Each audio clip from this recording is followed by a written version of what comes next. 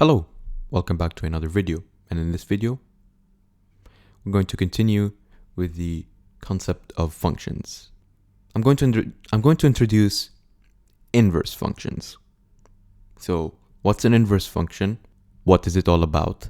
How does it work? Well, first of all, let's return to what a function does so that we can, before we know what an inverse function does. Well, essentially, a function, we know that a function, what it does is, by a rule or a process, it maps inputs to outputs, x's to y's, the domain to the range. That's what a function does. Alright, to explain the concept of inverse functions, let's use this simple linear function, which is defined by f of x is equal to x plus 2. Let's plug in some inputs or some numbers. 1. We plug in 1, we get 3. Plug in 2 as the input, we get 4.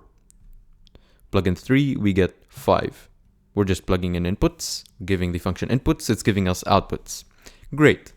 Now, let's gather these inputs and outputs together, and I'm going to use a mapping diagram. You could use ordered pairs, you could use sets to represent domain and range, but I think a mapping diagram would work well to explain inverse functions. So let's group them as x's and y's, the inputs and the outputs. So we have 1, 2, 3, 3, 4, 5 inputs and outputs. And what the function is doing is that it's mapping inputs to outputs. It's mapping its inputs to its outputs by the rule x plus 2.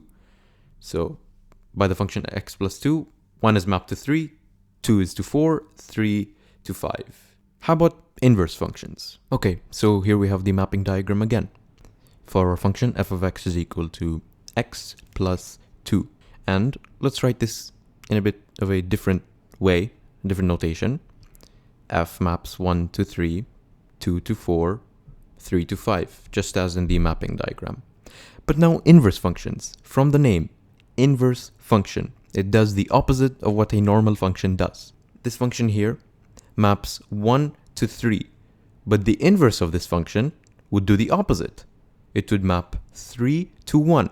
So instead of taking in 1 and giving an output of 3, it would take in 3 and give an output of 1. So we could also say inverse functions reverse what a function does. For example here, the inverse of f inverse, which we would write as follows, not to the power of -1, that's just notation, would give us 3 to 1 instead of 1 going to 3. Instead of 2 going to 4, f inverse would give 4 to 2. See the flipping idea?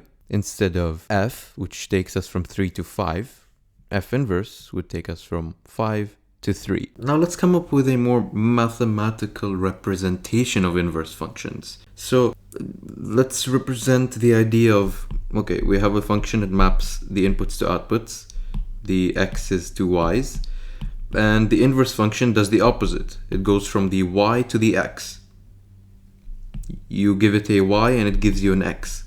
So it does the inverse of that. It reverses what a normal function would do.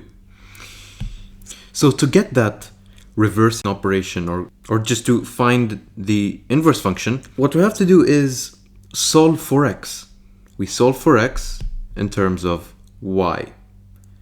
So let's write this precisely. Instead of f of x, so that we don't get confused, we write y is equal to x plus 2. Let's solve for x. All we have to do is subtract 2 from both sides, and we get y minus 2 is equal to x.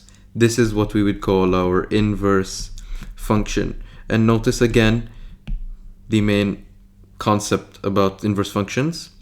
What we have here is x is equal to y minus 2. You give it a y, it gives you the x. Like in our mapping diagram, we had 1, 2, 3, 3, 4, 5. We had our x's here, y's here, inputs here, outputs here. 2 goes to 4 is what the so-called normal function does. But the inverse function does the, opposite of that.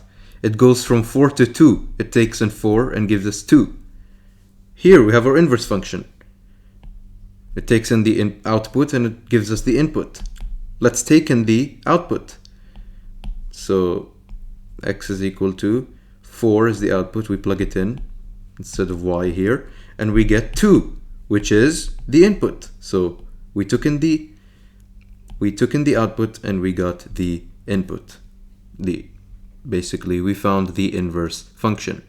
And more precisely, we could write this as f inverse of y is equal to y minus 2. It's a function of y. Could be anything here. We could put function of x just for the sake of consistency. And now we have the inverse function. It takes in, let's say, 5. 5 is an output. So let's plug in 5 minus 2. It gives us 3.